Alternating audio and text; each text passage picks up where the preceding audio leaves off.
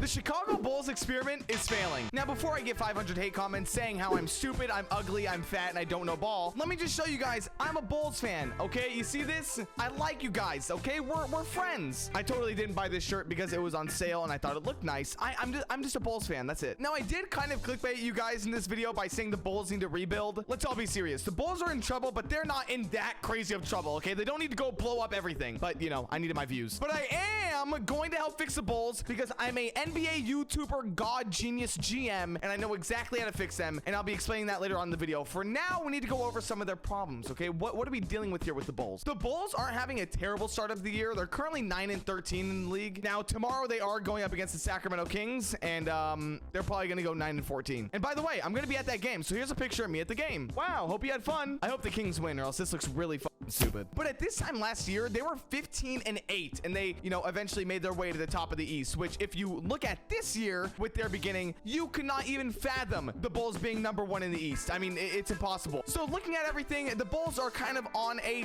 downwards trend. They're not looking the greatest. They haven't really improved, and it seems like everything's kind of just going downhill. Zach Lavine, he's playing terrible, okay? And terrible might be a little bit too harsh, okay? Because he's still a great player, but this is one of his worst seasons as a Chicago Bull, and as your franchise player, the guy who you're giving a max contract to, him not performing well is obviously not going to be a good look for the rest of the team. There's obviously a lot of factors we're going to get into. Zach Lavine has really slowed down from driving to the basket and finishing at the rim, and instead has really settled for shooting jump shots and three-pointers. If you look at 2 years ago, it would make sense that he's settling for more jumpers because he shot really good, but this year he is just not doing it. He's not doing it, man. I don't want to be like that nerdy YouTube loser that just looks at stats, but it helps. And if you want to know a real game situation of why his shooting has been so bad, in one of the games this year, he shot 0 for 5, then had to be benched for the rest of the game, in which it was a close game. Like, you want to have him out there, but he was playing so ass that they had to bench him.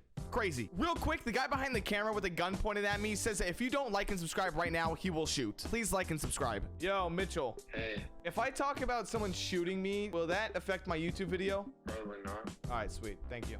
Lonzo Ball was amazing for the Chicago Bulls, being a defensive god and also really good at hitting the three, but then he got injured, okay? And the injury he suffered is so sad because you're hearing people say that he can't even run. Like, he can't even run cuts in practice, and that's just, oh God, that's so bad. It's so bad, man. With people saying that he might not be back for another calendar year, the Bulls need Lonzo Ball. I mean, he's one of the players who can actually push this team from a play-in team to an actual playoff, like decent, maybe second-round team. And he's such an important role, and it's obviously a real pain in the ass that you might not have him for another year. And if you really want to win now, which is what the Bulls are saying, it's not a good look. Not a good look. But the guy who took Lonzo Ball's spot while he's injured is Alex Caruso, and the man is a GOAT. It's very scary to think where the Bulls would be without Alex Caruso, having Lonzo Ball out, obviously. They do have Io, but we're here to focus on Alex Caruso. Alex has really been that huge boost on defense that the team needed when missing Lonzo Ball, and has overall just been a great impact for the team. I know that you Bulls fans out there love Alex Caruso, okay? Yeah, I love seeing him in Chicago. Way better than LA. Demar Derozan is also one of my favorite players. I absolutely love him in Toronto. I think everyone does. But when he went to San Antonio, his career kind of like started dying. I know he was playing good, but no one like really cared. He was in a pretty bad team, you know, that wasn't really winning, all that stuff. But he went from being on a bad team and kind of slowing down to then being in the MVP race and #1 in the East a year later. How that happens, I have no fucking clue. But once again, kind of the same thing with Zach Lavine. He's kind of having a downhill year. And by the way, this is still very early in the season. I'm not trying to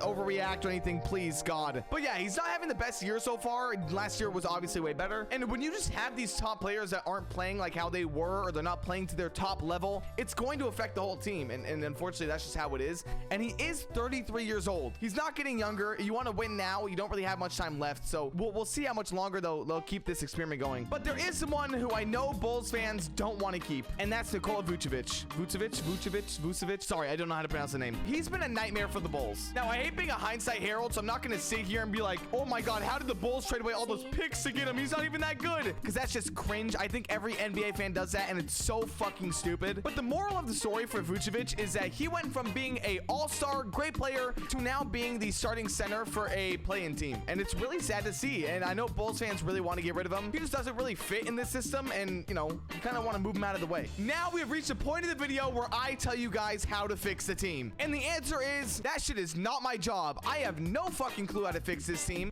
Mark Eversley, yes, that is the first time I've ever seen the name for the GM of the Bulls. Go do your job, okay? Go talk to him. Go complain to him. I don't know how to fix this fucking team. His job is to fix the team. My job is to grab shopping carts at Target, okay? There's a big difference there. But with that being said, Bulls fans, I'm praying for you guys. Be sure to like and subscribe. Hope you guys all enjoy the video, and I'll see you guys all in the next one. Later.